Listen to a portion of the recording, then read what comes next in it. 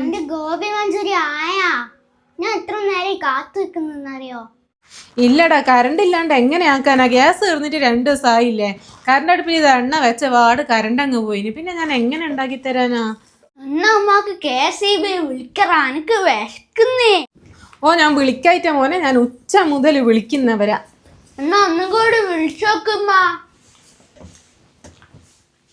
എൻ്റെ ഫോണിൻ്റെ ചാർജർ ഇന്ന് മുഴുവൻ ഞാൻ KSEB വിളിച്ചിട്ട് എൻ്റെ ഫോണിൻ്റെ ചാർജർ തീർന്നു.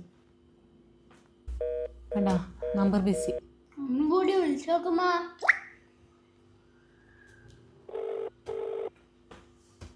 ഹലോ ഹലോ, നമസ്കാരം. KSEB സാർ, എത്ര നേരമായി ഞാൻ ഫോൺ വിളിക്കുന്നത്? നമ്പർ ബിസി ആണല്ലോ. നിങ്ങൾ തന്നെ കറണ്ട് പോകുമ്പോഴത്തേക്ക് റിസീവർ എടുത്ത് പുറത്ത് വെക്കുന്നത്?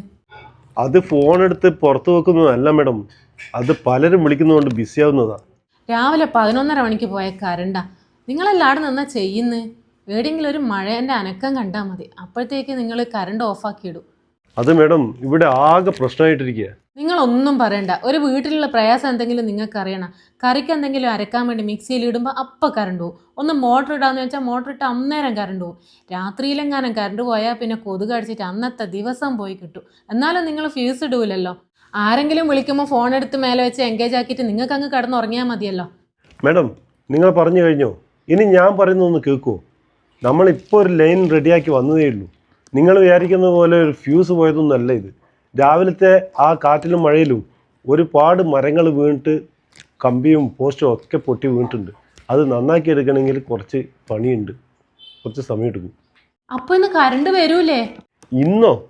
ഇന്ന് പോയിട്ട് നാളെ തന്നെ കറണ്ട് വരുമെന്ന് സംശയം. ആ മരങ്ങളൊക്കെ കൊത്തിയെടുത്ത് കമ്പിയും പോസ്റ്റും ഒക്കെ റെഡിയാക്കി എടുക്കണമെങ്കിൽ സമയം എടുക്കും. അപ്പോൾ എൻ്റെ ഗോപി മഞ്ചൂരി? മാഡം, നിങ്ങളിപ്പോൾ എന്നോട് മോശമായിട്ട് സംസാരിച്ചില്ലേ? നിങ്ങളൊരു കാര്യം മനസ്സിലാക്കണം. നമ്മൾ ഒരു മനുഷ്യരാണ്. നമ്മളെ കാത്തു നിൽക്കുന്ന ഒരു കുടുംബം നമുക്കുണ്ട്. ഈ കനത്ത മഴയിലും കാറ്റിലും മിന്നലിലും ജീവൻ പോലും പണയം വെച്ച് നമ്മൾ ഈ ജോലി ചെയ്യുന്നു. അതും നിങ്ങൾക്ക് വേണ്ടി. സർക്കാർ ജോലിയാണെന്ന് കരുതി നിങ്ങൾ പറയുന്നതൊക്കെ കേൾക്കാൻ നമ്മൾ ബാധ്യസ്ഥരാണെന്ന് നിങ്ങൾ കരുതരുത്. നിങ്ങൾക്ക് ഗോപി മഞ്ചൂരി അല്ലേ? എന്നാൽ നിങ്ങൾക്കറിയോ, രാവിലെ മുതൽ ഭക്ഷണമോ വെള്ളമോ ഇല്ലാതെയാണ് നമ്മൾ ഈ ജോലി ചെയ്യുന്നത്.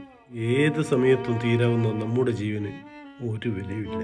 സോറി സാർ, ഞാൻ നിങ്ങളെ പ്രശ്നങ്ങളൊന്നും മനസ്സിലാക്കിയില്ല. ഞാൻ എൻ്റെ ഇവിടുത്തെ കാര്യം മാത്രമേ ആലോചിച്ചിട്ടുള്ളൂ.